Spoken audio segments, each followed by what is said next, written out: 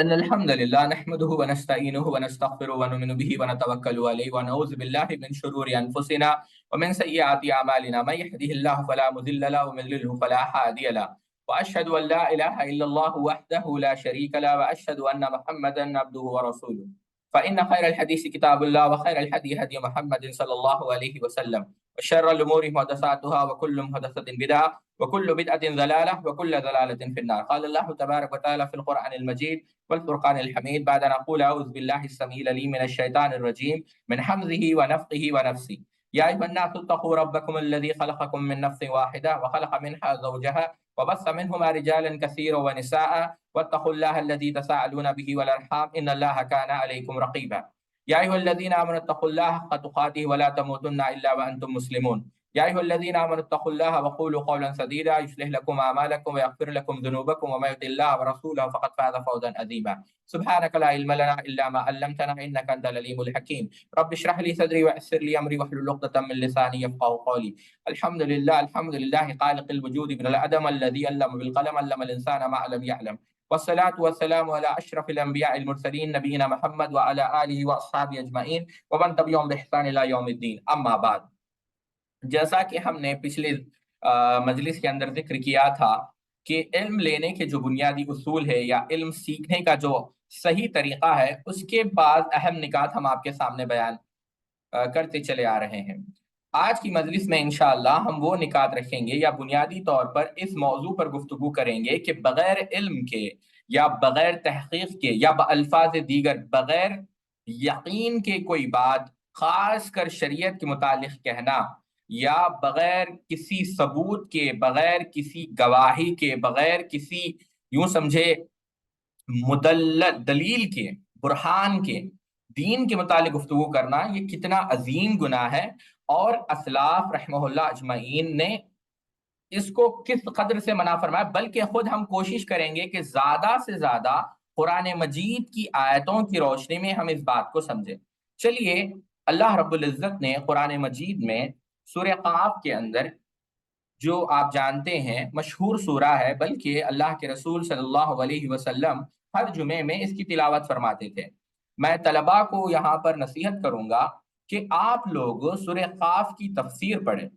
ہاں، بہت سارے اہل علم نے سورہ قاف کی تفسیر لکھی ہے، آپ ابن کثیر بھی پڑھ سکتے ہیں یا اسی طریقے سے طبری ہے، لیکن اس کی بہترین تفسیر جو میری نظر میں، کیونکہ آپ لوگ ابھی عربی سیکھ رہے ہیں، فضیلت الشیخ علامہ ارشاد الحق اثری حفظہ اللہ کی ہے، جو نیٹ پر موجود ہے، آپ ڈاؤن لوڈ کریں، اس کو ضرور پڑھیں۔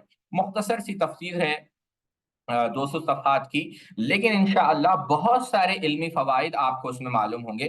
سبحان اللہ، میں اللہ سے دعا کرتا ہوں کہ اللہ رب العزت جو ہے شیخ کی عمر میں شیخ کی عمر طاحت عمر، یعنی شیخ کی عمر میں برکت ڈالے، اور شیخ کو جو ہے صحت و عافیت کے عالم میں رکھے، تاکہ شیخ قرآن کی مکمل تفسیر لکھ سکے۔ کافی سارے سوروں کی تفسیر انہوں نے لکھی ہے، الحمدللہ سورہ قاف کی مکمل ہو چکی ہے، آپ ضرور اس کا مطالعہ کریں۔ اللہ رب العزت نے سورہ قاف میں، جو نوٹ کر رہے ہیں نوٹ کریں، اللہ رب العزت نے سورہ قاف میں اس کی جو آیت نمبر ہے وہ ہے 18۔ اللہ رب العزت نے قرآن مجید میں کہا ما یلفظ من قول الا لدیہ رقیب عتید، کہ وہ کوئی بھی بات نہیں بولتا، یعنی انسان، مگر اس کے لیے بس ایک تیار نگران ہوتا ہے، یعنی ایک محافظ، ایک نگران، یعنی انسان کا ہر قول اور عمل جو بھی وہ کر رہا ہے وہ جو ہے لکھا جا رہا ہے۔ کیا معنی ساتھیوں؟ اب یہ بات عموم یعنی مطلقاً، یعنی بلکہ آپ غور کریں، انسان جو بھی کہتا ہے، انسان جو بھی بولتا ہے، ان السمع والبصر والفؤاد کل اولئک کان عنہ مسئولا، انسان جو بھی بول رہا ہے عموماً، چاہے وہ کسی بھی چیز کے متعلق ہو، دین کے متعلق تو یہاں پر میں بات نہیں کر رہا ہوں، کسی بھی چیز کے متعلق ہو، اس کو اس کے متعلق قیامت کے دن پوچھا جائے۔ بلکہ اللہ رب العزت نے سورہ احزاب میں اللہ رب العزت نے ارشاد فرمایا لیسأل الصادقین عن صدقہم، کہ قیامت کے دن اللہ رب العزت سچے لوگوں کو ان کی سچائی کے بارے میں پوچھے گا۔ اللہ اکبر! یعنی جو لوگ سچ بول رہے ہیں، سچے ہیں، صادق ہیں، اللہ رب العزت ان لوگوں کو ان کے صدق یعنی ان کی سچائی کے متعلق پوچھے گا۔ تو کیا معنی ساتھیوں؟ اس کا مطلب یہ ہے کہ اللہ رب العزت جب سچ کے متعلق پوچھے گا تو آپ سوچیں کہ جو لوگ دین کے نام پر جھوٹ بول رہے ہیں، کیا ان کے متعلق نہیں پوچھے گا؟ آپ مثال کے طور پر امام ابن ماجہ رحمہ اللہ کی کتاب السنہ اٹھا کر دیکھیں، عبد الرحمن ابن ابی لیلہ کہتے ہیں کہ ہم نے زید ابن ارقم رضی اللہ تعالیٰ عنہ سے کہا کہ آپ اللہ کے رسول صلی اللہ علیہ وسلم کی کوئی حدیث ہمیں سنا دیں۔ آپ دیکھیں سلف کا احتیاط اس معاملے میں دیکھیں، یعنی ہر قول، ہر فعل، ہر عمل کے متعلق پوچھا جائے گا۔ آپ سوچیں کہ اللہ رب العزت کیا کہہ رہا ہے، جو پچھلی آیت میں نے پڑھی، جب سچے لوگوں کی سچائی کے متعلق پوچھا جا رہا ہے تو ظاہر سی بات ہے جو جھوٹ بول رہے ہیں ان کے متعلق تو اور یعنی سختی کے ساتھ پوچھا جائے گا۔ بات یہ بیان کر رہا تھا، سیدنا زید ابن ارقم کو پوچھا عبد الرحمن ابن ابی لیلہ نے کہ اے زید ابن ارقم، اے صحابی رسول، کوئی حدیث ہم کو سنا دیں۔ تو اس وقت سیدنا زید ابن ارقم رضی اللہ تعالیٰ نے کہا کہ ہم بوڑھے ہو چکے ہیں اور ہم بھول چکے ہیں، یعنی اللہ کے رسول صلی اللہ علیہ وسلم کی حدیث سنانا، اللہ کے رسول صلی اللہ علیہ وسلم کی طرف کوئی قول، کوئی فعل، کوئی تقریر منسوب کرنا، یہ ایک ذمہ دارانہ فعل ہے۔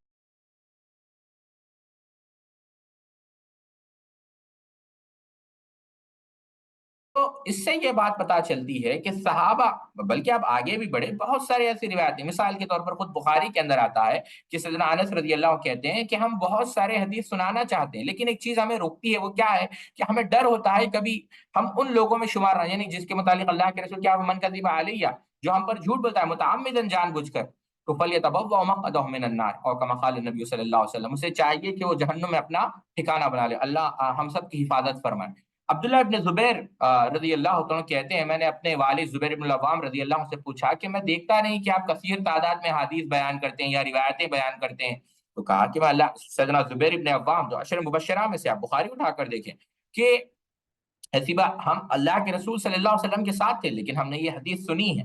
عمر ابن میمون کہتے ہیں کہ میں ہر جمعرات، یعنی تھرسڈے، یعنی دوپہر کے وقت، امام نے ماجہ اپنی سنن کے اندر نقل کرتے ہیں کہ میں عبداللہ ابن مسعود رضی اللہ عنہ کے پاس آتا، لیکن وہ آپ کبھی نہیں کہتے کہ اللہ کے رسول صلی اللہ علیہ وسلم نے کہا، وہ کیا کہتے ہیں، جب وہ کہتے بھی تو کیسے کہتے ہیں، یعنی اپنے سر کو نیچے رکھ لیتے، اپنے سر کو نیچے کرتے، تو میں پوچھتا کہ کیا ہو گیا ہے، اور سبحان اللہ، یعنی ان کی کیفیت بدل جاتی، بلکہ عمر ابن میمون رحمہ اللہ بیان کرتے ہیں، اللہ اکبر، کہ آپ کے آنکھ میں آنسو آ جاتے اور آپ کے اوپر خشیت، خوف طاری ہو جاتا، اور کہتے ہیں کہ اللہ کے رسول نے ایسے کہا ہے، یا کچھ کم ایسے کہا ہے، یا اس کے قریب کہا ہے، یا کچھ اس طرح کہا ہے، یعنی آپ دیکھیں کہ کوشش کرتے کہ حتی الامکان حدیث کو من وان بیان کری، یہ ڈر ہوتا کہیں ہم اللہ کے رسول صلی اللہ علیہ وسلم کی طرف کوئی جھوٹ منسوب نہ کر دینا، بلکہ صحابہ تو جھوٹ جانتے ہی نہیں تھے۔ آپ ابن خزیمہ ابن حبان رحمہ اللہ نقل کرتے ہیں، سیدنا انس کہتے ہیں کہ ہم جانتے ہی نہیں تھے، جھوٹ تھے، لیکن آپ دیکھیں سبحان اللہ، یہ وہ صحابہ ہے جن کی، یعنی جن کے متعلق اللہ رب العزت نے کیا کہا، فَإِنْ آمَنُوا بِمِثْلِ مَا آمَنْتُمْ بِهِ فَقَدْ اهْتَدَوْا، کہ ایمان تم ایسے لاؤ جس طریقے سے صحابہ نے ایمان لایا، اولئک حزب اللہ، اولئک هم المؤمنون حقا، یعنی اللہ رب العزت نے جگہ جگہ ان کی فضیلت بیان کی ہے، اللہ رب العزت نے جگہ جگہ یعنی ان کے اوپر جو اللہ رب العزت کا فضل ہوا ہے وہ بیان کیا۔ اللہ رب العزت کیا کہا، والسابقون الاولون من المہاجرین والانصار والذین اتبعوهم بإحسان رضی اللہ عنہم ورضوا عنہ وأعد لهم جنات تجری تحتها الانہار خالدین فیہا ابدا ذلک فوز العظیم۔ اللہ رب العزت نے کیا کہا صحابہ کے متعلق، جب اللہ سورہ بقرہ کے اندر آتا ہے وَإِذَا قِيلَ لَهُمْ آمِنُوا كَمَا آمَنَ النَّاسُ قَالُوا أَنُؤْمِنُ كَمَا آمَنَ السُّفَهَاءُ أَلَا إِنَّهُمْ هُمُ السُّفَهَاءُ وَلَٰكِن لَّا يَعْلَمُونَ، کہ جب منافقون سے پوچھا جاتا ہے کہ ایمان ایسے لاؤ جیسے ان لوگوں نے ایمان لایا، تو وہ کیا کہتے ہیں کہ بھلا ہم بے وقوفوں جیسا ایمان لائے، تو اللہ نے کیا کہا، یہی بے وقوف ہے۔ یعنی کیا بات پتا چلی کہ جو صحابہ کو آپ کہیں گے آسمان سے وہی سنیں گے، اگر آپ صحابہ کو کہیں گے کہ یہ متقی ہے تو آپ جو ہے آسمان سے سنیں گے کہ تم بھی متقی ہو، آپ صحابہ کو کہیں گے کہ یہ ایمان والے ہیں، آپ آسمان سے سنیں گے تم ایمان والے ہو، تو صحابہ سے محبت عین ایمان ہے۔ بہرحال بات دوسری طرف نہ چلے جائے، صحابہ جن کا یہ مقام ہے وہ بھی سبحان اللہ ڈرتے ہیں دین میں کوئی رائے بیان کرنے سے، یعنی ان کی کیفیت کو آپ دیکھیں۔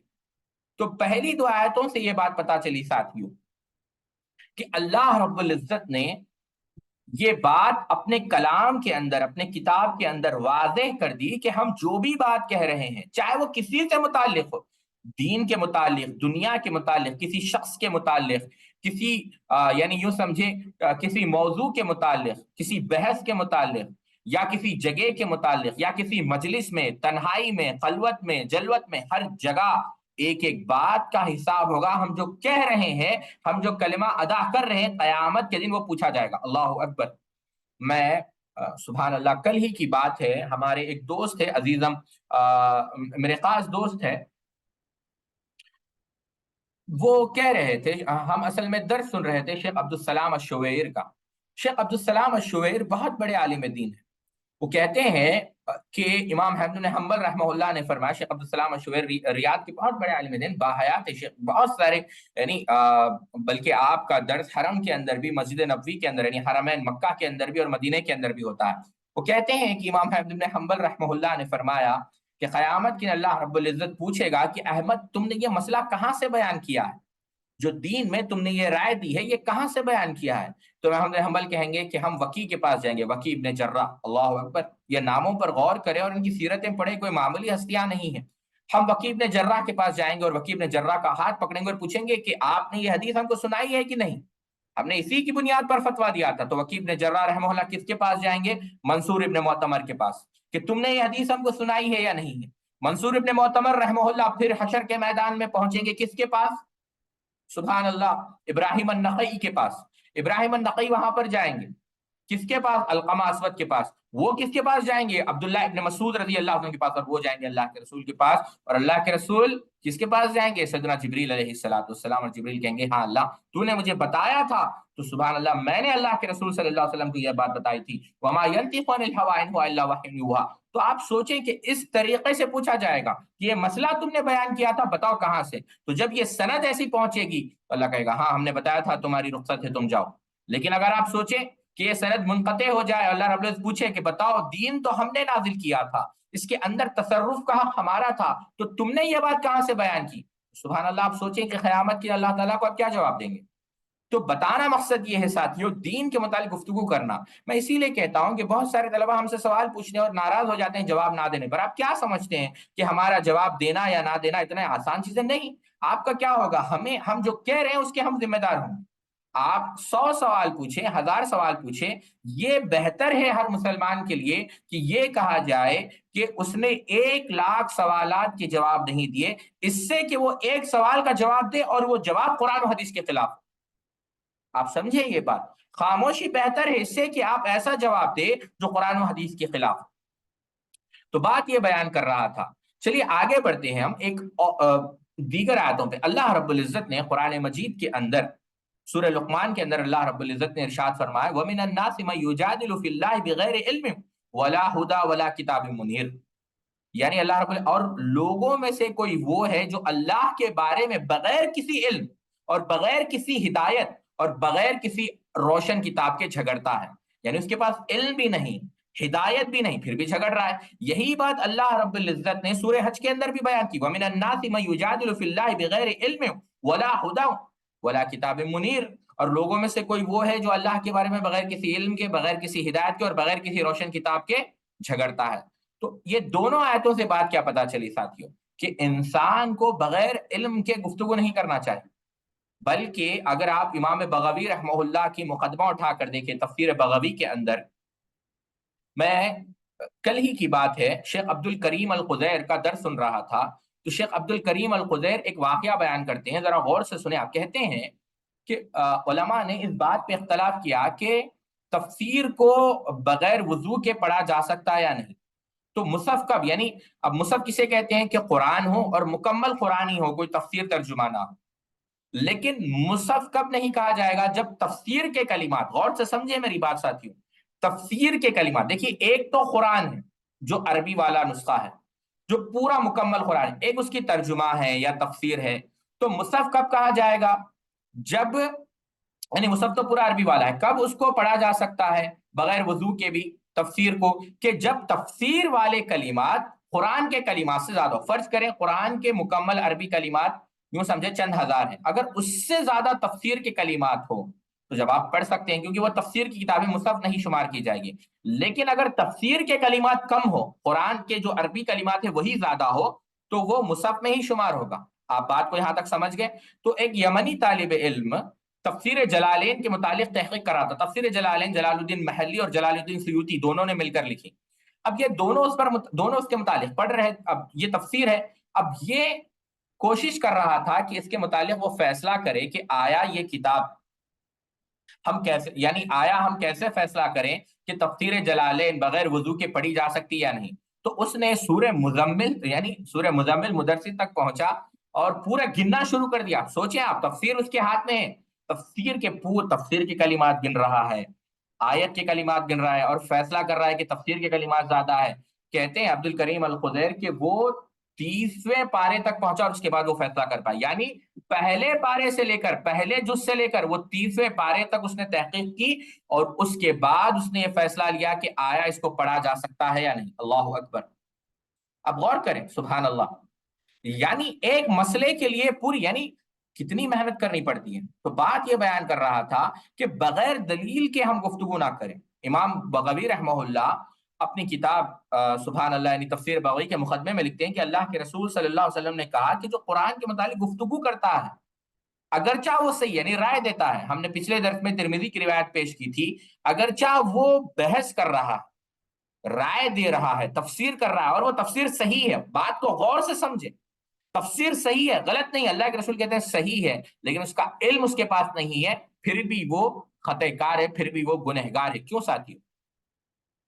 کیوں؟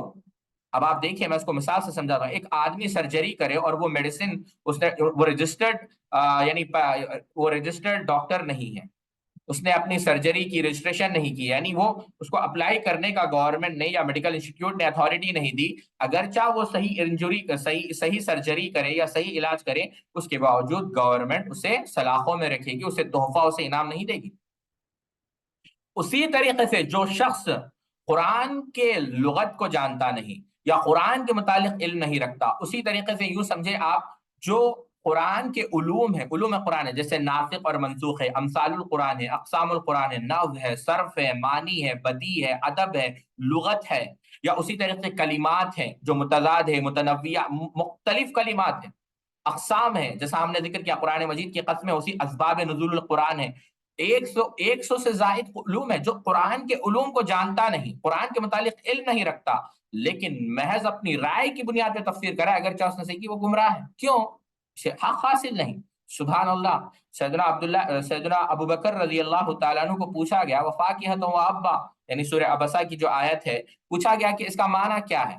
تو سبحان اللہ، سیدنا ابو بکر صدیق رضی اللہ تعالیٰ عنہ، افضل البشر بعد الانبیاء، انبیاء کے بعد سب سے افضل ترین انسان، وہ کیا کہتے ہیں کہ کون سا آسمان مجھے سایہ دے گا، یا کون سی زمین مجھے اٹھائے گی، مجھے برداشت کرے گی، اگر میں قرآن کے متعلق بغیر علم کے گفتگو کروں. اللہ اکبر. یعنی یہ زمین مجھے برداشت نہیں کرے گی، آسمان مجھے برداشت نہیں کرے گا، اگر میں قرآن کے متعلق بغیر علم کے گفتگو کروں. سیدنا ابو درداء رضی اللہ عنہ کہتے ہیں کہ تم حقیقی فہم یعنی صحیح میں علم تمہیں اس وقت تک حاصل نہیں ہو سکتا جب تک تمہیں یہ سمجھ میں آئے کہ قرآن مختلف طریقوں سے اس کی تفسیر کی جا سکتی ہے. تو حماد کہتے ہیں کہ میں نے اس کا مطلب پوچھا کہ اس کا معنی کیا ہے، سیدنا ابو درداء کیا کیا کہنا چاہ رہے ہیں. تو پھر راوی بیان اس کا معنی یہ ہے کہ قرآن کی تفسیر کرنے کے مختلف طریقے ہوتے ہیں. تو جب اتنے طریقے موجود ہیں تو تم اپنا طریقہ استعمال مت کرو، جو طریقہ پہلے سے راوج ہے، جو سلف تھے، جو گزر چکے ہیں، انہوں نے جس معنی پر اس کو بیان کیا، اسی معنی پر تم بیان کرو، اپنی رائے کو اس میں داخل نہ کرو.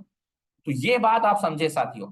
یعنی انسان کو چاہیے کہ وہ قرآن ہی کیوں نہ ہو، آپ یہ مت سمجھے کہ میں صرف قرآن کے متعلق گفتگو کر رہا ہوں، اگرچہ حدیث ہو. سبحان اللہ. خود سیدنا ابو بکر صدیق رضی اللہ تعالیٰ عنہ کے متعلق امام ابو داؤد رحمہ اللہ اور دیگر محدثین نے بھی نقل کیا کہ ایک دفعہ آپ کے پاس ایک بڑھیا، ایک دادی آئی، دادی، اور اس نے وراثت کے متعلق پوچھا کہ میرا کتنا حصہ ہے. تو سیدنا ابو بکر صدیق رضی اللہ عنہ نے کہا کہ مجھے نہیں معلوم، اس مسئلے کے متعلق ہمیں نہیں معلوم، ہم مشورہ کر کر آپ کو بتائیں گے. تو فوراً سیدنا ابو بکر صدیق رضی اللہ عنہ کے پاس اس وقت سیدنا مغیرہ بن شعبہ رضی اللہ تعالیٰ عنہ تھے. مغیرہ بن شعبہ رضی اللہ تعالیٰ عنہ نے اس وقت کیا پوچھا؟ مغیرہ بن شعبہ رضی اللہ عنہ نے بیان کیا کہ 1/6 حصہ دادی کا ہے. 1/6، 1/6 حصہ کس کا ہے؟ دادی کا ہے. تو اس وقت سیدنا ابو بکر صدیق رضی اللہ عنہ نے کہا کہ کوئی گواہی ہے تمہارے پاس؟ تو مغیرہ بن شعبہ رضی اللہ تعالیٰ عنہ کے حق میں گواہی دینے کون تھے؟ محمد ابن مسلمہ المقلد، مسلمہ ابن مقلد. انہوں نے کیا کہا کہ ہاں، ہم اس بات کی گواہی دیتے ہیں، اللہ کے رسول صلی اللہ علیہ وسلم نے یہ مسئلہ بیان کیا ہے. تو آپ سوچیں، سبحان اللہ. یعنی اس کے بعد پھر آپ نے اس طریقے سے فتویٰ دیا حدیث آنے کے بعد. یعنی بغیر علم کے فتویٰ نہیں دیا جا سکتا. صحابہ بہت احتیاط کرتے تھے اس معاملے میں. اسی طریقے سے امام بہقی رحمہ اللہ نے بھی، کیونکہ وراثت کا مسئلہ چل رہا ہے، عبداللہ ابن عمر رضی اللہ عنہ کا ایک واقعہ بیان کیا کہ ان کو پھوپھی کے متعلق، یعنی والد کے بہن جسے ہم پھوپھی کہتے ہیں یا پھوپھما کہتے ہیں، ان کے متعلق، ان کی وراثت کے متعلق سوال کیا گیا. تو سیدنا عبداللہ ابن عمر نے کہا کہ میں نہیں جانتا. تو جو سوال کرنے والا ہے، جو سوال کرنے والا ان کے پاس، یعنی سیدنا عبداللہ ابن عمر کے پاس، اس نے پوچھا کہ آپ نہیں جانتے؟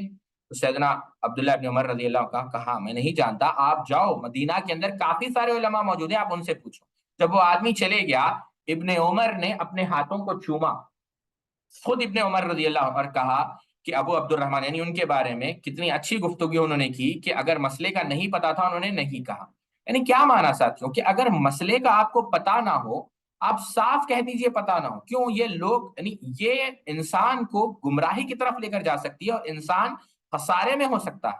اور یہی وجہ ہے صحابہ رضوان اللہ تعالی مجمعین اس سے حد درجہ جو ہے، یوں سمجھے آپ، احتیاط کرتے تھے. بلکہ خود یہی صحابی، سبحان اللہ، کوئی معمولی صحابی نہیں ہے عبداللہ ابن عمر رضی اللہ عنہ، عالم ہے.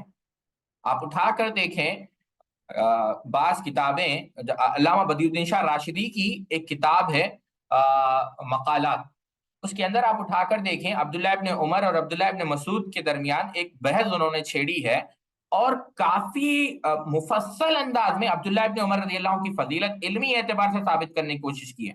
تو بتانا مقصد یہ ہے کہ سیدنا عبداللہ ابن عمر رضی اللہ عنہ کوئی معمولی صحابی نہیں، لیکن اس کے باوجود ابن عبد البر رحمہ اللہ لکھتے ہیں کہ عقبہ ابن مسلم کہتے ہیں کہ میں، یعنی عقبہ ابن مسلم، 34 مہینے 34 منتھ، یعنی لگ بھگ 3 سال کس کے ساتھ تھا؟ عبداللہ ابن عمر رضی اللہ تعالیٰ کے ساتھ تھا. اور اکثر ان سے کوئی سوال کیا جاتا تو وہ فرما دیتے لا ادری، میں نہیں جانتا، کہ میں نہیں جانتا. وہ واضح طور پر کہتے. کون؟ عبداللہ ابن عمر رضی اللہ تعالیٰ عنہ. اور وہ کہتے ہیں مجھ سے، یعنی کس سے؟ عقبہ ابن مسلم سے، کیا تم جانتے ہو کہ لوگ کیا چاہتے ہیں؟ اس سے مراد کون سے لوگ ہیں؟ جو لوگ ان سے سوال کر رہے ہیں. کیا تم جانتے ہو کہ یہ لوگ کیا چاہتے ہیں؟ یہ چاہتے ہیں کہ ہماری پشتوں کو اپنے لیے جہنم کا پل بنا لے. اللہ اکبر! یہ لوگ چاہتے ہیں کہ اپنی پشتوں کو اپنے لیے جہنم کا پل بنا لے. یعنی کوئی، سبحان اللہ، یعنی انسان جب غلط فتویٰ دے تو آپ سوچیں کہ کتنے برے اثرات اس کے اوپر مرتب ہوتے ہیں. بلکہ صحابہ کا عالم تو یہاں تک تھا ساتھیوں، بات سے بات آ گئی. آپ صرف دو تین کتابیں اگر آپ دیکھیں، الجامع الاخلاق، خطیب بغدادی رحمہ اللہ کی کتابیں اٹھا کر دیکھیں. برا ابن عازب رضی اللہ تعالیٰ کہتے ہیں، پیغمبر کی جلیل القدر صحابی ہیں، کہتے ہیں کہ میں 300 بدری صحابہ کو میں نے دیکھا. بدری، اصحاب بدر، جن کی کئی ساری فضیلتیں وارد ہوئی اصحاب بدر کے متعلق، خود قرآن مجید میں بھی اور احادیث صحیحہ میں تو مسلسل تواتر کے ساتھ. کہتے ہیں کہ بلا شبہ میں نے 300 بدری صحابہ کو دیکھا، اور ان میں سے ایک بھی ایسا نہیں تھا جو یہ ناپسند کرتا ہو کہ ان کے ساتھی ہی فتویٰ دینے کے لیے ان کی طرف سے کافی ہو جائے.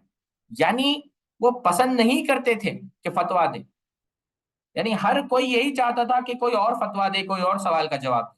کیوں؟ یہ ذمہ داری والا کام ہے. فتویٰ دینا یہ کوئی کمال کام نہیں.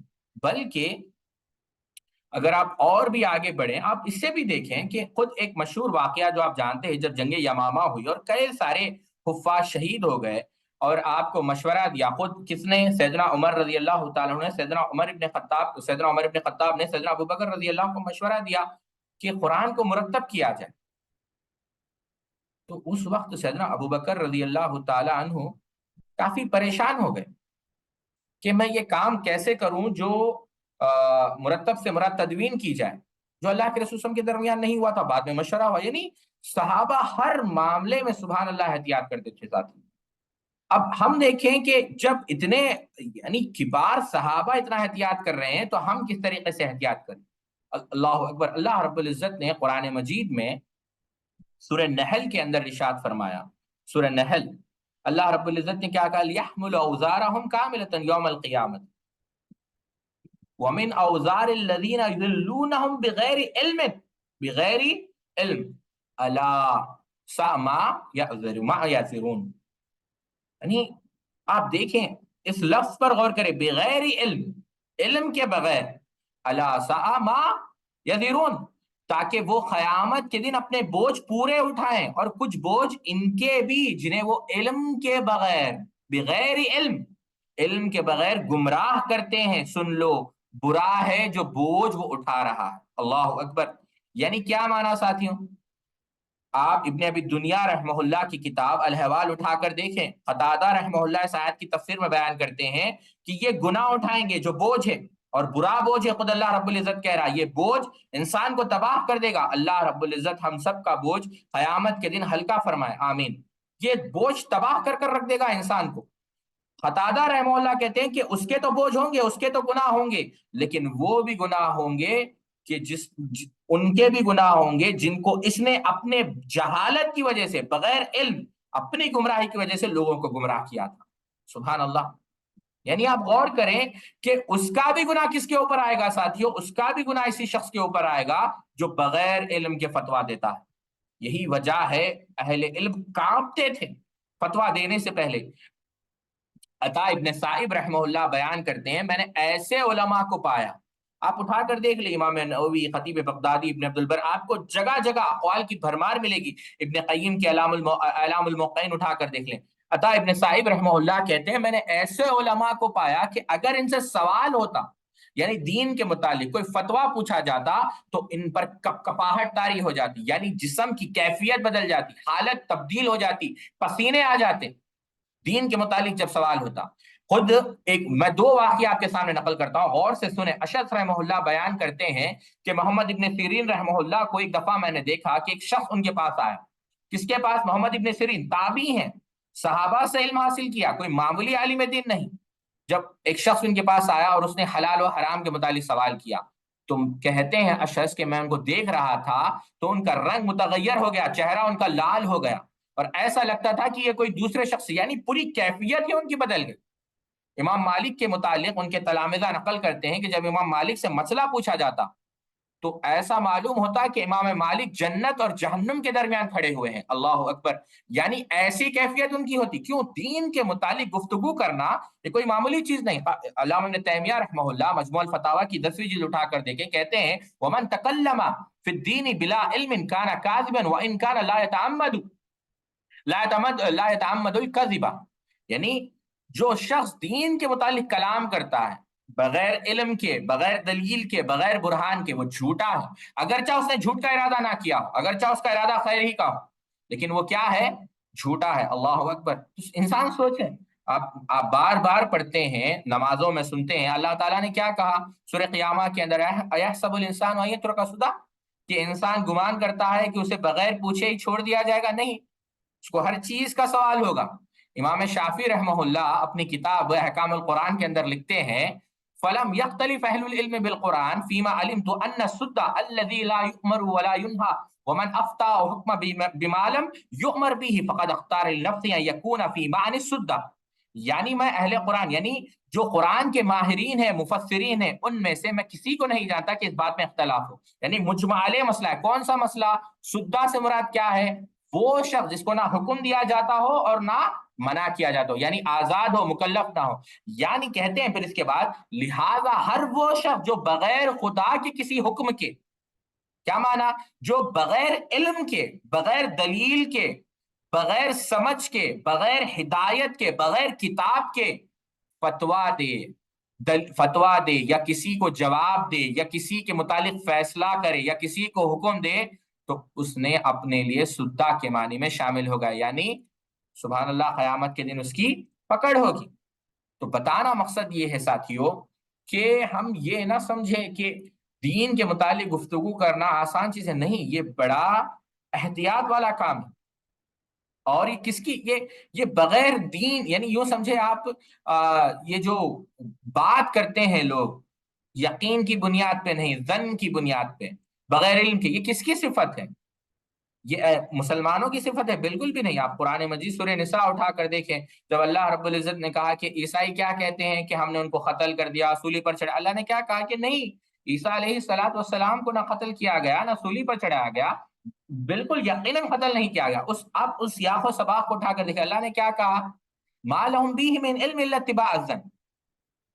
यानी मिन इल्म, यानी इनके पास इल्म नहीं, और ये किसकी इत्तिबा कर रहे हैं? जन की। वमा कतलहु यकीना, इन्होंने यकीनन उनको कत्ल नहीं किया। यानी किसको? वो कहते हैं कि यकीनन, यानी वो कहते हैं कि वो ये समझते हैं कि इन्होंने किसको कत्ल किया?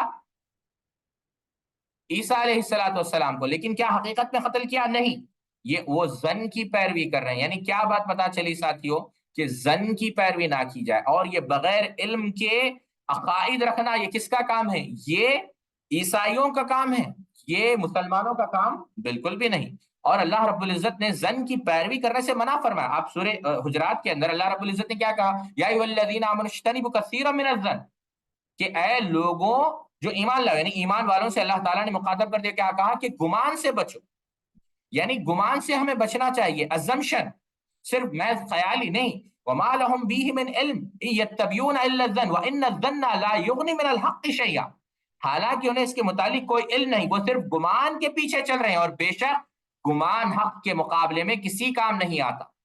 یعنی ان تینوں آیتوں سے، سورہ نساء اور اس کے بعد سورہ حجرات اور اس کے بعد سورہ نجم، یہ تینوں آیتوں سے ہمیں کیا بات پتا چلی؟ کہ علم ظن کا نام نہیں ہے، ازمپشن کا نام نہیں، علم کس کا نام ہے؟ یقین کا نام، سرٹینٹی کا نام ہے۔ ظن کی بنیاد پر فتویٰ نہیں دیا جا سکتا کہ بعد ہم نے سنا تھا، ہم نے دیکھا تھا، نہیں۔ امام نے کثیر رحمہ اللہ قتادہ رحمہ اللہ کا قول نقل کرتے ہیں۔ امام قتادہ کیا کہتے ہیں؟ قال قتادہ لا تقل رأیت ولم ترى وسمعت ولم تسمع وعلمت ولم تعلم فإن الله سائلك عن ذلك كله، ومضمون ما ذكره ان الله تعالی نهى عن القول بلا علم بل بالظن الذي هو التوهم والقيال۔ امام نے کثیر رحمہ اللہ نقل کرتے ہیں کہاں؟ اپنی تفسیر کے اندر، کہ قتادہ رحمہ اللہ بیان کرتے ہیں، امام قتادہ رحمہ اللہ اس آیت کی تفسیر میں بیان کرتے ہیں کہ تم ایسا نہ کہو کہ میں نے دیکھا تھا، میں نے نہیں، یعنی انسان ظن کی بنیاد پر گفتگو نہ کرے، وہ دلیل کی بنیاد پر گفتگو کرے، اسے معلوم ہو۔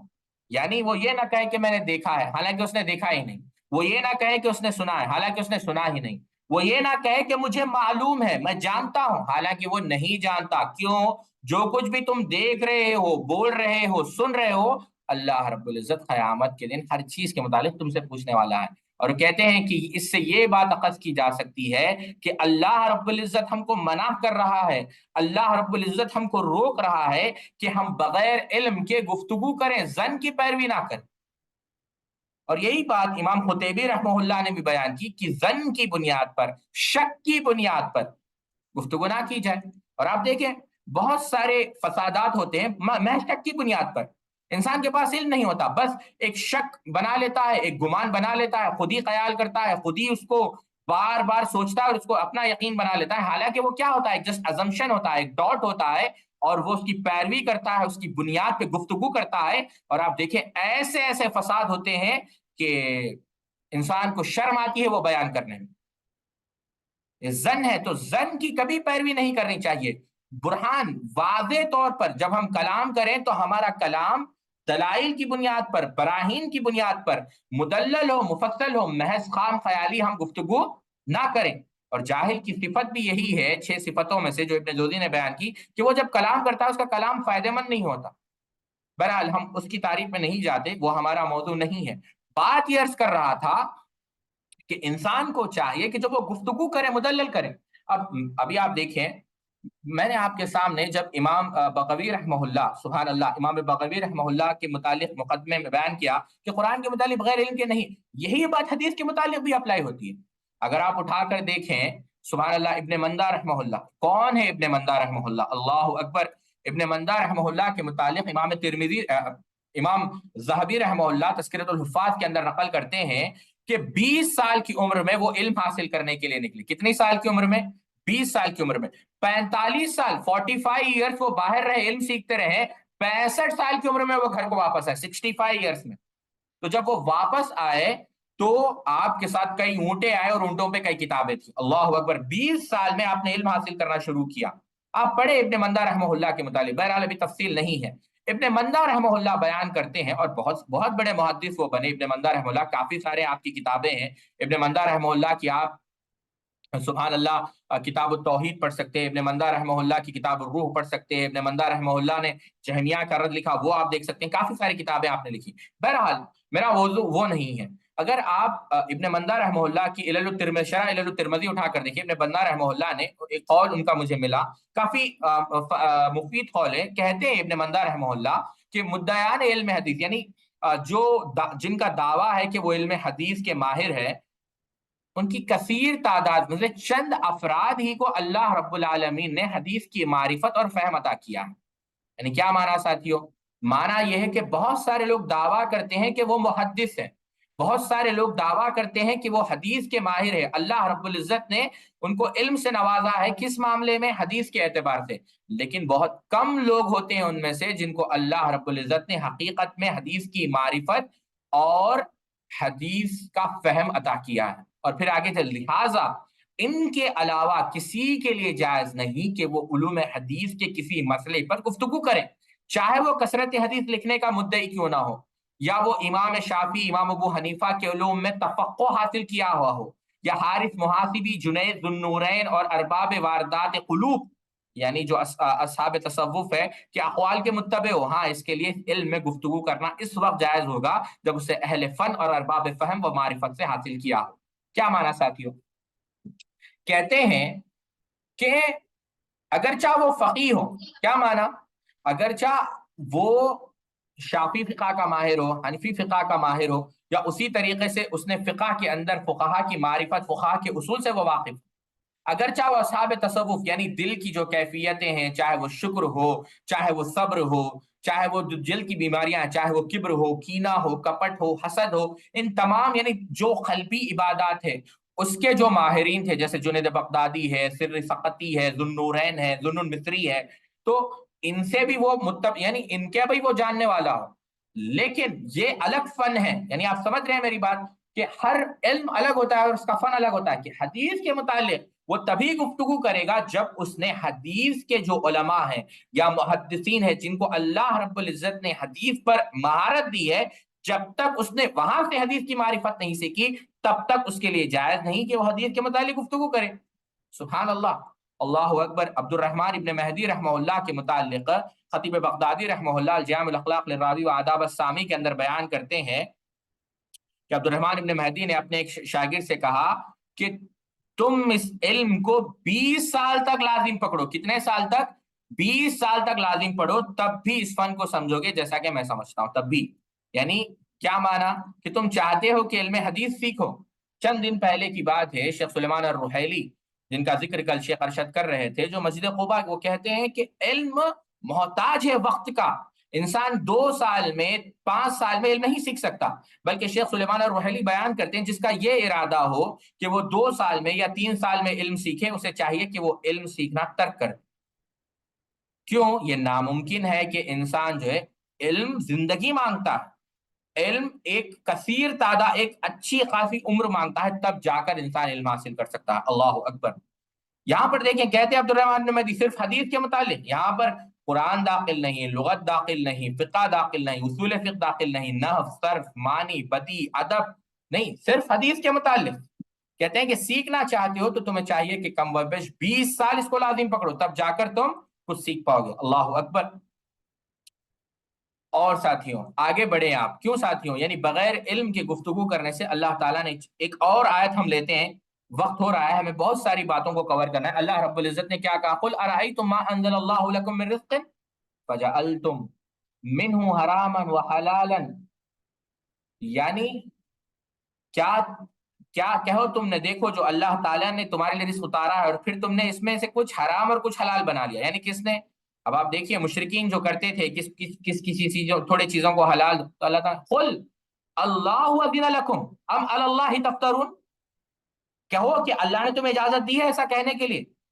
کتنے سختی، آپ غور کریں، قل کہو ان سے، کیا اللہ نے تمہیں کہا ہے ایسا کہنے کے لیے، یا تم اللہ پر جھوٹ باندھ رہے ہو؟ اللہ اکبر۔ یعنی جو چیز کو تم حلال کر رہے ہو، کبھی حرام کر رہے ہو، مجھے یہ بتاؤ کہ یہ حلال و حرام کرنے کا حکم تم کو کس نے دیا ہے؟ اللہ نے دیا ہے یا تم اپنی طرف سے کر رہے ہو؟ تو کیا پتا چلا کہ یہ حلال و حرام کا تصرف اللہ کے ہاتھ میں ہے، اور اس میں آپ خلل نہیں کر سکتے، یعنی آپ اس کے اندر داخل نہیں ہو سکتے، یہ صرف اللہ کا خاصہ ہے۔ یہاں پر یہ بات یاد رکھے ساتھی، محمد ابن المنقدر رحمہ اللہ بیان کرتے ہیں بلا شبہ عالم اللہ تعالیٰ اور اس کے مخلوق کے درمیان وابستہ ہے، یعنی وابستہ ہے، بس اسے دیکھ لینا چاہیے کہ ان کے درمیان کیسے داخل ہو رہا ہے۔ کیا مانا ساتھیوں؟ علام الموقعین، یعنی آپ مجھ سے سوال کر رہے ہیں، لیکن آپ سوال کس کے متعلق؟ اسلام کے متعلق، شریعت کے متعلق. شریعت کس کی ہے؟ اللہ رب العزت نے اس کو نازل کیا ہے. تو میں یعنی مفتی جب جواب دے رہا ہے تو وہ اصل میں کس کے درمیان ہے؟ مخلوق اور خالق کے درمیان. غور سے سمجھیں یہ بات. عالم جب فتویٰ دے رہا ہے وہ رب کی طرف سے گفتگو کر رہا ہے. یہ بہت بڑی ذمہ داری ہے، اس بات کو سمجھیں آپ. اس کو دیکھنا چاہیے کہ وہ کیسے گفتگو کر رہا ہے. عبداللہ ابن عمر رضی اللہ تعالیٰ عنہ بیان کرتے ہیں، بے شک تم لوگ ہم سے اس طرح سوال کرتے ہو گویا کہ ہم سے ان فتاوا کے بارے میں نہیں پوچھا جائے گا جو تمہیں دیتے ہیں. یعنی تم ایسے سوال کر رہے ہو جیسا تم سمجھ رہے ہو کہ ہم جو بھی کہہ رہے ہیں اس کا سوال نہیں ہوا. نہیں، عبداللہ ابن عمر کہہ رہے ہیں بے شک ایک ایک چیز کا، ایک ایک فتوے کا، ایک ایک جواب کا قیامت کے دن ہمیں جواب دینا ہے. امام ابو حنیفہ اللہ کی قبر پہ کروڑوں رحمت فرمائے کیا کہتے ہیں؟ جس شخص نے کوئی علمی گفتگو کی اور اس کا ذمہ دار بن گیا، پھر وہ یہ گمان کرتا ہے کہ اللہ پاک اس سے اس بارے میں سوال نہیں کرے گا، تو نے اللہ کے دین میں کیسے فتویٰ دیا، تو ایسے شخص کا نفس اور دین اس پر سہل ہو جائے گی.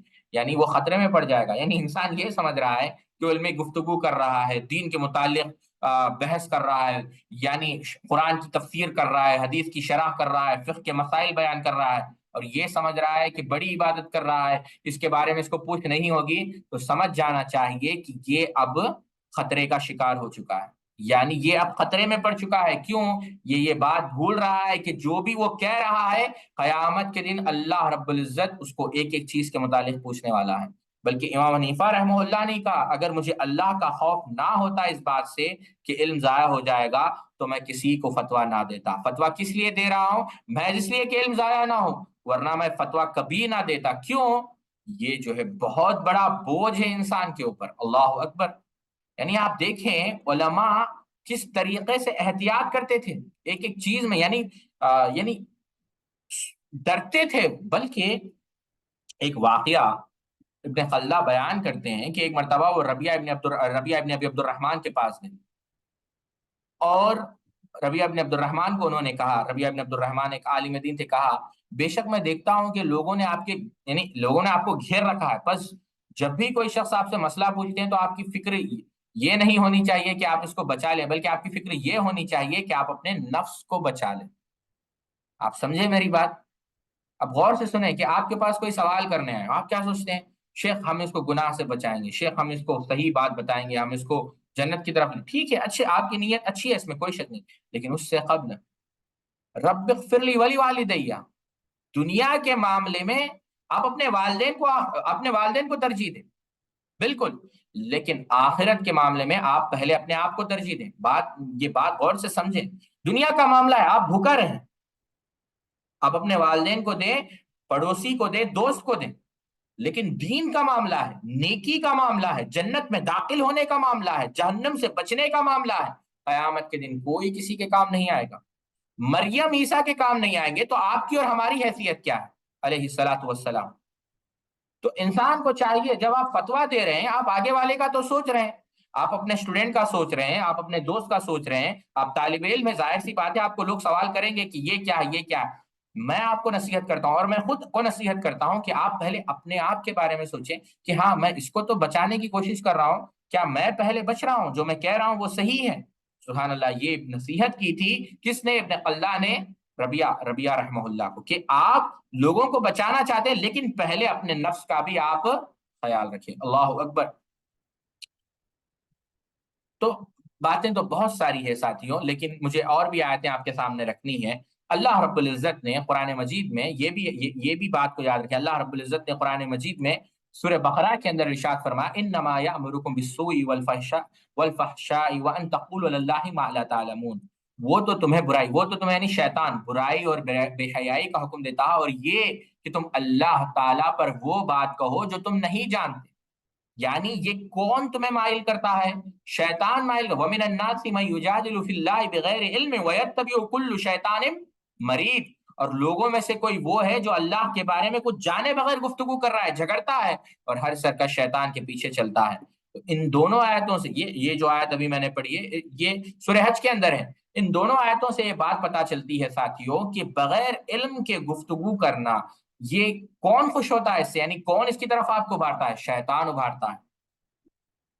یہی وجہ ہے صحابہ اس سے دور تھے. خیر القرون کے اندر بہت ڈرتے تھے لوگ. امام نووی رحمہ اللہ عبد الرحمن بن لیلہ کا نقل کرتے ہیں، کہتے ہیں کہ میں 120 انصاری صحابہ کے پاس گیا، 120 صحابہ کے پاس گیا، ان میں سے کسی ایک سے کوئی مسئلہ پوچھتا تو ہر ایک دوسرے پر ڈال دیتا، کہتا کہ تم اس سے پوچھو، اس سے پوچھو، اس سے پوچھو، اس سے پوچھو، اس سے پوچھو، پوچھتے پوچھتے ایک سے دوسرا، دوسرے سے تیسرا، تیسرے سے چوتھا، 120 تک ایسا میں پہنچ گیا، آخر میں جا کر پھر میں پہلے کے پاس پہنچ جاتا، یعنی کوئی بھی فتویٰ دینے میں آگے نہیں ہوتا۔ آج کیا ہے، الٹا ہے، بڑے افسوس کے ساتھ یہ بات کہنا پڑتا، آج ہم ذہین کس کو سمجھتے ہیں، ہم یعنی یوں سمجھے عالم کس کو سمجھتے ہیں، مفتی کس کو سمجھتے ہیں، جو ہر سوال کا جواب دے۔ لیکن سلف کے پاس سبحان اللہ عالم کون ہوتا تھا؟ جو جواب دینے سے ڈرتا تھا، بلکہ اسلاف میں انشاءاللہ کل اور بھی اقوال آپ کے سامنے نقل کروں گا، وہ پاگل سمجھتے تھے اس شخص کو، مجنون سمجھتے تھے اس شخص کو جو ہر سوال کا جواب دیتا ہے۔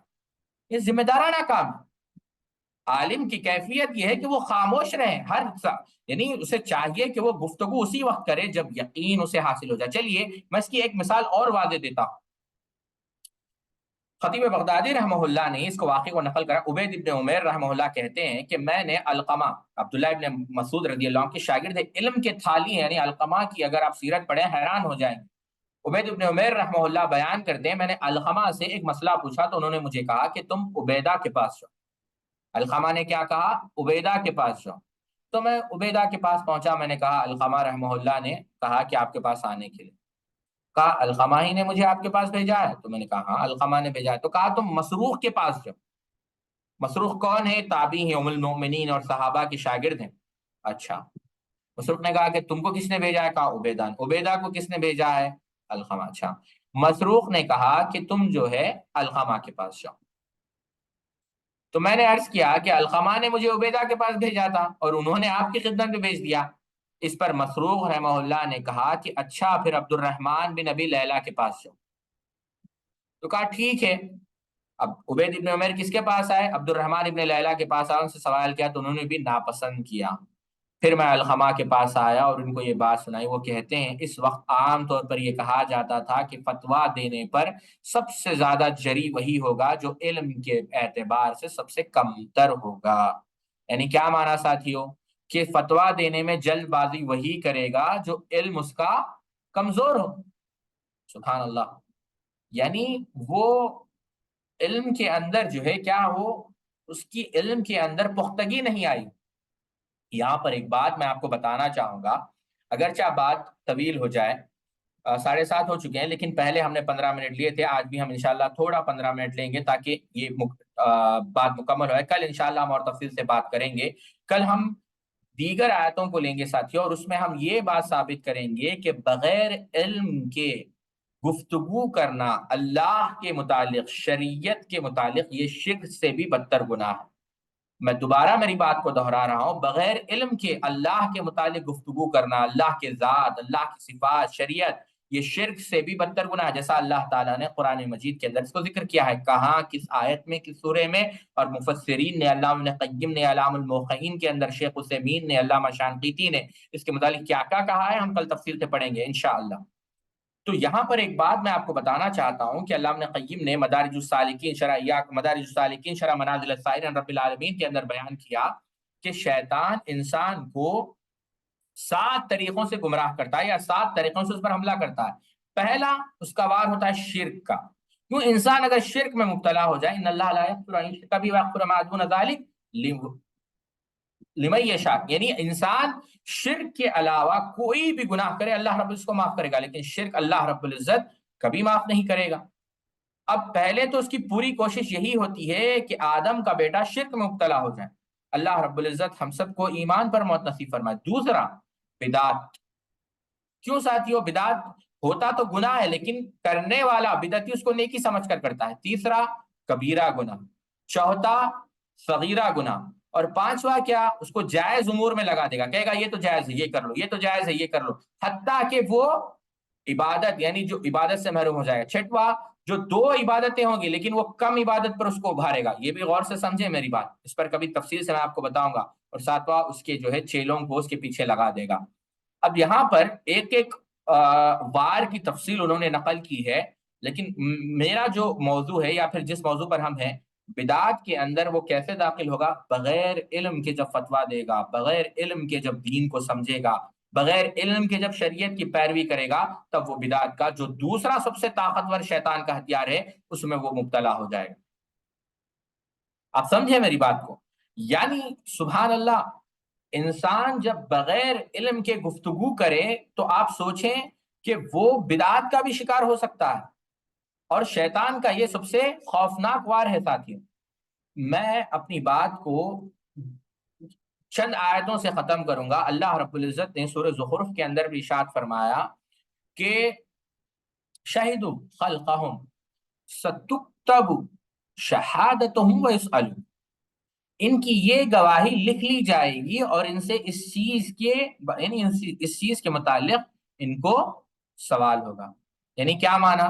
کہ یہ جو بھی گواہی دے رہے ہیں ان گواہی کے متعلق ان کو پوچھا جائے گا۔ اور آپ دیکھیں اللہ تعالیٰ نے سورہ نساء کے اندر دو مقامات پر آپ غور کریں، اللہ تعالیٰ نے پوچھا، اللہ تعالیٰ کہہ رہا ہے وَيَسْتَفْتُونَكَ، یعنی فتویٰ کس کے متعلق؟ وَيَسْتَفْتُونَكَ فِي النِّسَاءِ قُلْ کہو قُلِ اللَّهُ يُفْتِيكُمْ۔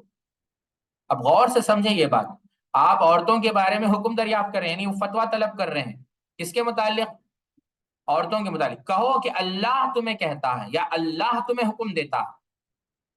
پھر آپ دیکھیں آخری آیت میں بھی غور کریں، یستفتونک، وہ فتویٰ طلب کر رہے ہیں، وہ پوچھ رہے ہیں سوال آپ سے، قل کہو، آپ کہو، اللہ یفتیکم، اللہ تمہیں فتویٰ دے رہا ہے، یا الفاظ دیگر اللہ تمہیں حکم دے رہا ہے۔ اب اس سے کیا بات پتا چلی ساتھی؟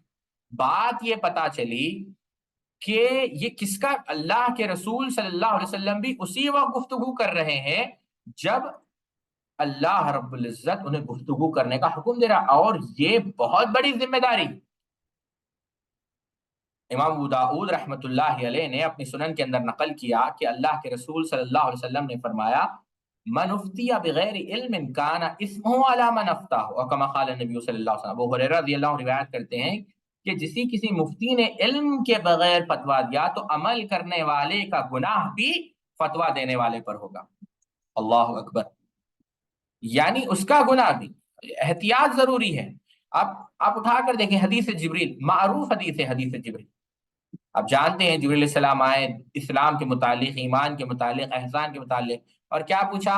قیامت کے متعلق۔ تو آپ نے کیا کہا کہ جو سوال پوچھ رہا ہے اس کو جتنا معلوم، اس کو زیادہ معلوم ہوگا، یعنی اس سے زیادہ ہمیں نہیں معلوم۔ یعنی قیامت کے متعلق کیا کہا گیا؟ قیامت کے متعلق اللہ کے رسول صلی اللہ علیہ وسلم نے کیا کہا کہ میں جانتا ہوں؟ نہیں۔ اس کا معنی کیا ہے؟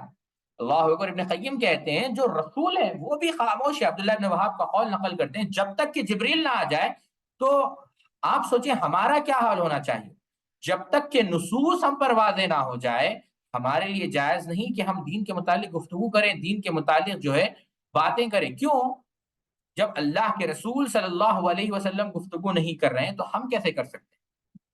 تو بتانا مقصد یہ ہے ساتھیوں کہ اس بات کو سمجھیں۔ میں امام بخاری رحمہ اللہ نے ایک واقعہ نقل کیا ہے، غور سے سنیں آپ۔ کہتے ہیں سبحان اللہ کہ ایک دفعہ، یعنی خیف ابن عباد بیان کرتے ہیں کہ ایک حلقے میں بیٹھا تھا جس میں دو صحابہ تھے، کون؟ سعد بن مالک اور عبداللہ بن عمر رضی اللہ تعالیٰ عنہ۔ وہاں سے حضرت عبداللہ بن سلام رضی اللہ تعالیٰ عنہ گزرے تو لوگوں نے کہا کہ اہل جنت میں سے ہیں، عبداللہ بن سلام اہل جنت میں سے ہیں۔ تو میں نے ان سے کہا، کس سے؟ سعد بن مالک اور عبداللہ بن عمر سے، کہ لوگ کہتے ہیں کہ عبداللہ بن سلام رضی اللہ تعالیٰ عنہ اہل جنت میں سے ہیں۔ تو اس وقت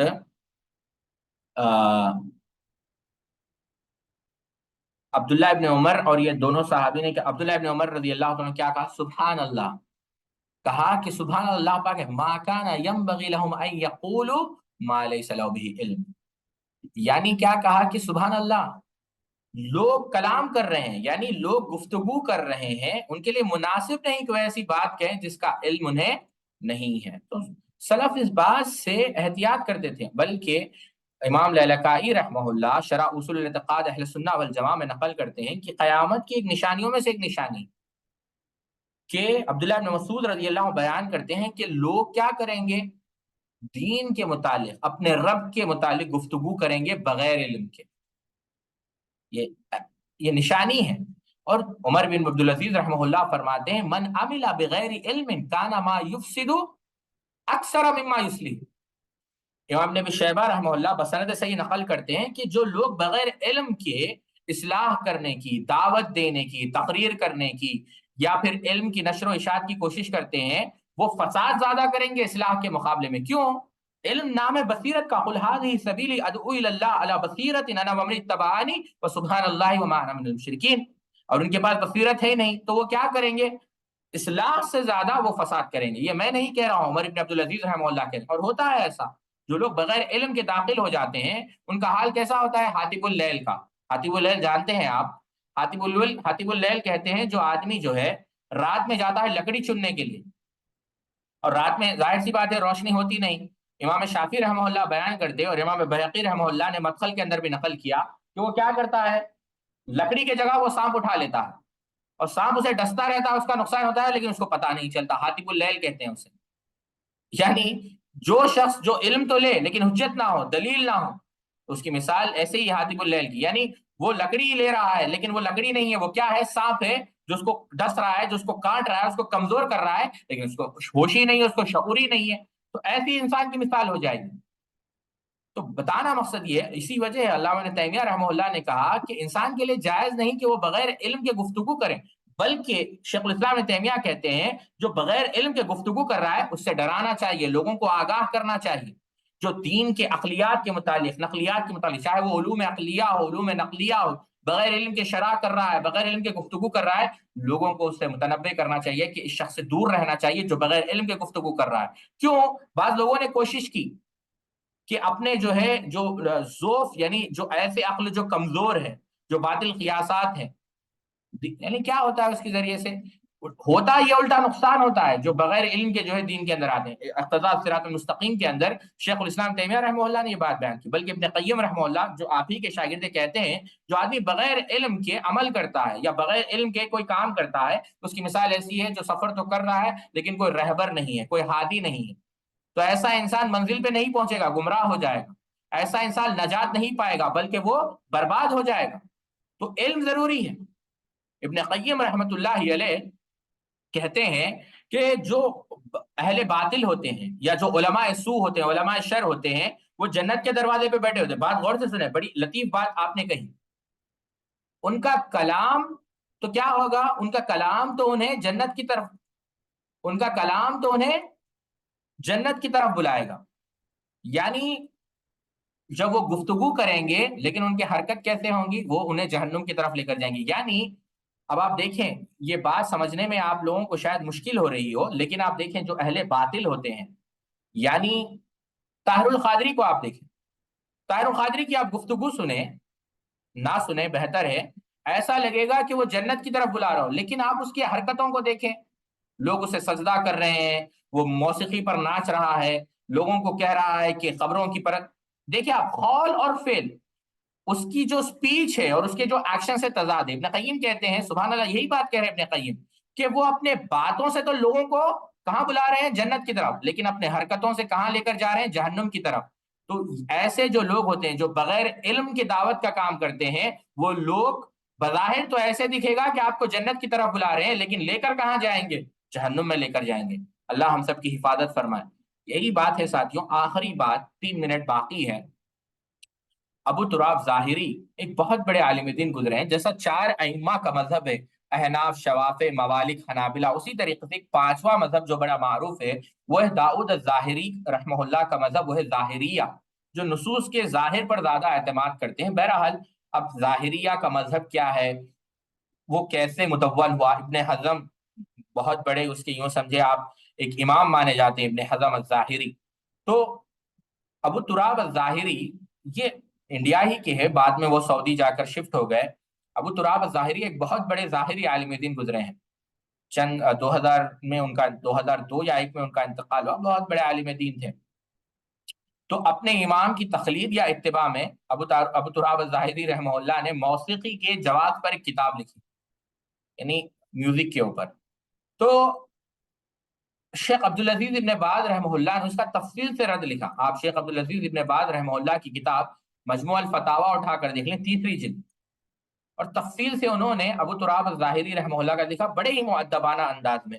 اختلاف کیا سنجیدگی سے، سلیقے سے، اللہ شیخ عبدالعزیز بن باز کی قبر پہ کروڑوں رحمتیں فرمائیں، جیسا ان کا انداز تھا، کافی سنجیدہ انداز، انہوں نے اختلاف کیا، اور اختلاف کرنے کے بعد وہاں پر شیخ ابن باز رحمہ اللہ ایک دعا کرتے ہیں، وہ دعا میں میں اپنی بات ختم کرتا ہوں، کہتے ہیں کہ ہم اللہ سے اسأل اللہ، ہم اللہ سے سوال کرتے ہیں عافیت کا، کہ اللہ تعالیٰ ہمیں عافیت دے، اور پھر کہتے ہیں والسلام، ہم سلامتی کا، من القول علیہ بغیر علم، کہ ایسے قول سے جو علم کے بغیر ادا کیا گیا ہو، اللہ اکبر، یعنی آپ دیکھیں ہیں، کہتے ہیں کہ ہم ایسی سپیچ سے یا ایسی گفتگو سے، ایسے کلام سے اللہ سے سلامتی طلب کرتے ہیں جو کلام بغیر علم کے ادا کیا گیا ہو۔ ہم اللہ رب العزت سے دعا کرتے ہیں، اللہ رب العزت ہم سب کو جو بھی ہم بات کریں علم کی روشنی میں کرنے کی توفیق عطا فرمائے، اور یہ جو جرم ہے جو لوگ کرتے ہیں بغیر علم کے فتویٰ دینا، بغیر علم کے کلام کرنا، اس جرم سے، اس گناہ سے ہم سب کو بچنے کی توفیق عطا فرمائے۔ اللہ رب العزت ہم سب کو صحت و عافیت کے عالم میں رکھیں۔ اسی بات پر ہم آج کے درس کو ختم کرتے ہیں۔ سبحانک اللہم و بحمدک، اشہد ان لا الہ الا انت، استغفرک و اتوب الیک۔ والسلام علیکم ورحمۃ اللہ وبرکاتہ۔